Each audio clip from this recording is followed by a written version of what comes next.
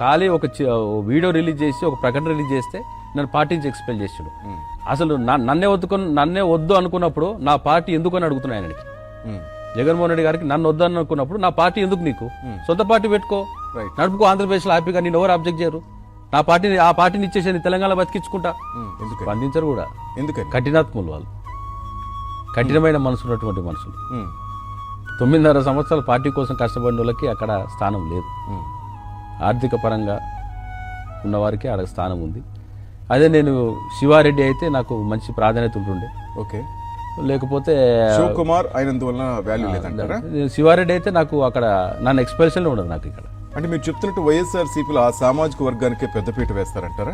అది నేను చెప్పేది ఓపెన్గా తెలుసు మీకు, అక్కడ అందరి అదే జరుగుతుంది కదా. ఆ పార్టీని మీరు హస్తగతం చేసుకోవచ్చు కదా. ఆవిడ బాండింగ్స్ ఏమైనా జరిగాయి మీ మధ్య? రెజల్యూషన్స్ ఉంటాయి, ఆ రెజల్యూషన్స్ ప్రకారం జరిగింది.